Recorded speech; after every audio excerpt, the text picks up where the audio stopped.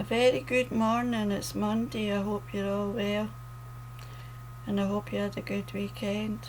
I had a quiet, well, I always have a quiet weekend. Those were the days when you went dancing and clubbing and went home at 4 o'clock in the morning. Yeah. those were the days, halcyon days. It's Monday, so you know what that means. I'm back on, and I want to give you some motivation to get you going and keep you moving for the week ahead, and give you some some pause for thought, because you know what I'm like. I like to do the deep and meaningful stuff. So today I want to focus on perfectionism, and I would probably say that I'm a bit of a perfectionist, but I have to say that from my perspective, it's not in an ego-based way. I wouldn't say. I would say that it's basically because I'm trying my best and I want to do well. I wouldn't say it's from an ego-based place that I'm coming from when I strive for perfection. There is a lot of pressure on people, especially in the social media and magazines and nonsense. I don't like social media, but unfortunately for me it's a necessary evil, because I need it to promote my work. There's so much pressure on people now to look a certain way, and this all goes back to previous things that I've said in other videos about, being worthy, being good enough. You think if you don't look that way or this way, there's just so much pressure on people. I sometimes think we're living in like Wonderland here now, because nothing seems to be real, nothing seems to be real, and don't even go there with AI and that nonsense. I might go off at tangents a little, because I like to go off at tangents, but it just, this world is nuts. It's just nuts, man. There's I don't know. I'm lost. I'm lost for words. I worry for the future generations. I'm glad I grew up when I did, where I spent my childhood running about, and at my granny, I spent a lot of time with where my grandmother lived, and she lived close to Arthur's Seat, and I spent a lot of my childhood running about near Arthur's Seat and in the fresh air, and but I'm going off again. So I wanted to read this one poem first of all, which is called Flawed, and it's called Flawed, this poem. I was not put together with candy. Start again.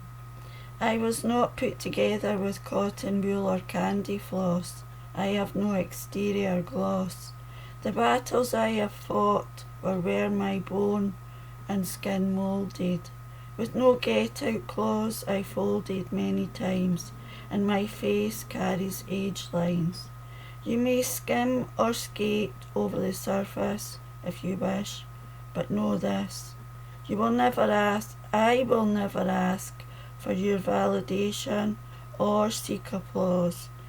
I am perfectly imperfect, flawed. And that is that's why I made I'm trying to put the volume down just in case my phone does go. If it does go, I do apologise. I don't want to faff around with my phone while I'm on here. I think a lot of the perfectionism thing comes from, it is ego-based. It's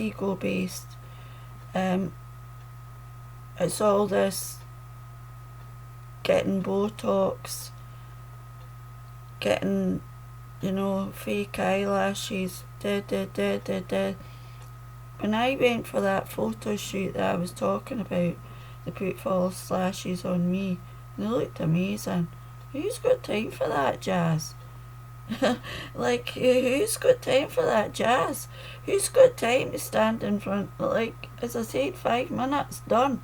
I'm done, I'm out the door if I'm going out. It's just perfectionism doesn't exist. If you want to, I don't know, I'm lost already. I think I'll go to Brenny Brown because she's good and I can quote from her what she says about perfectionism, and then we can take it from there. Perfectionism is a self-destructive and addictive belief system that fuels as primary thought. If I look perfect, live perfectly, and do everything perfectly, I can avoid or minimize the painful feelings of shame, judgment, and blame. Okay, so with that first paragraph, I will say a lot of where my perfectionism comes with my writing, striving to do my best, wanting to do my best, always wanting to exceed, going overboard in terms of trying to spread my exposure. That is coming from a place because I hold shame because I don't work. So that's where my striving for perfectionism would come. Not from an ego-based place, but from a place that says, because as soon as you stop working for whatever reason, and most people, 99% of people do not know the actual reason why you're not working, why you had to give up work.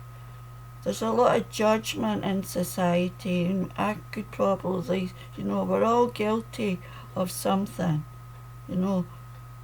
doing something and judging the book by the cover before we hear the story, right?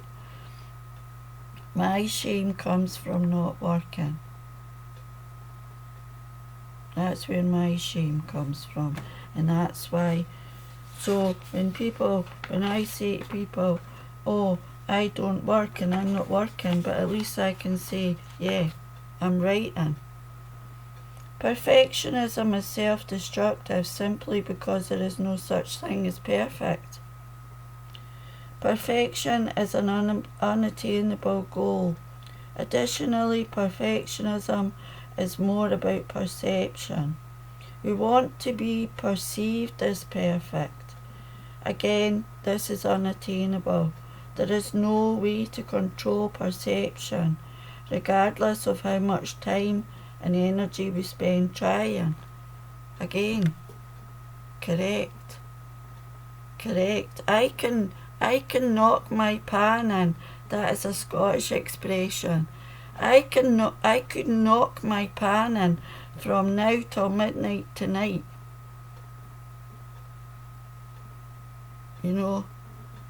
But no one, they don't see that. So when they see me walking out the door, dressed, face on, and I'm not going to work, of course they're going to think, But you can't control that. And that's something we need to learn. You can't control how people perceive. You can only control yourself. You can't control anything.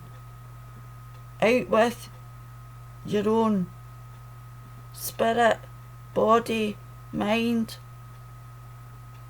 You can't control that. I remember when I first moved down here, one of my neighbours on the other stairs says to me, it must be a really good feeling not working now. No, it's not. So that's where my strive for perfectionism comes in. because I feel shame, because I don't work. And then to explain to everybody why I don't work, and then they look at you as if they'd say, because it's an invisible illness, you know? Perfectionism is addictive because when we invariably do experience shame, judgment and blame, we often believe it is because we weren't perfect enough. So rather than questioning the faulty logic of perfectionism, we become even more entrenched in our quest to live, look and do everything just right. True. Am I correct or am I correct? We're always for that unattainable goal. And it is unattainable. Because when you get to that goal, you think, you probably would think, oh, I have to do more, I have to do more, I have to do more. The difference is,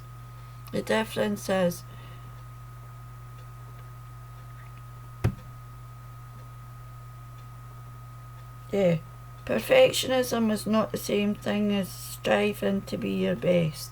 And that sums it up. And that's all I'm going to read, because we're 10 minutes. And that is it. That is basically it.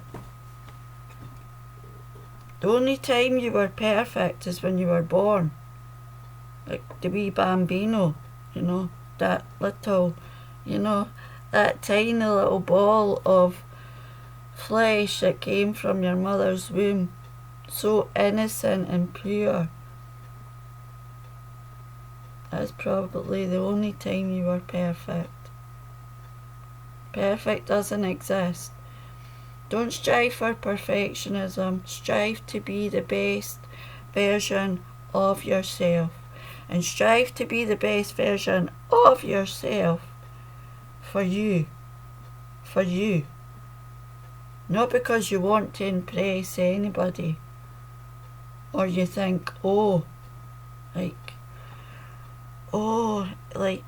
if I perhaps I don't know, I can't use I could say if my hair grew back I'd be perfect. You know what I mean? If my hair grew back I'd be perfect. No, I wouldn't, because I am perfectly imperfect. And that is, we all are. Even your catwalk model, what does she look like when they strip her makeup off and they take the fancy clothes off?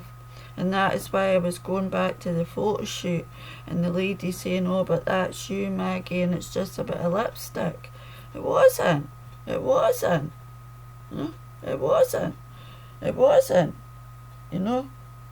Me doing a photo shoot with a headscarf on would have been just, that is you with lips, you know what I mean? And that's why I made that video. 14 minutes. So don't try to be perfect, because perfect does not exist. Just try your best, and that is all you can do. And you're not responsible for the way people perceive you. You will never change how people perceive you, ever. If people have already made a judgment call, if they have made a judgment call without knowing the facts, then just let them believe what they want to believe. But don't, and this is what I tend to do, with regards to not working, Don't take it on yourself. Don't take it on yourself. We can't control what people think of us. All we can do is project our best self and give them our best self and work to be our best self. That's all we can do. 15 minutes and 20 seconds I'm going to go for now. I wish you all a fantabulous week, and I hope it's a good week for you, and I hope that you're kind to yourself, you're compassionate to yourself,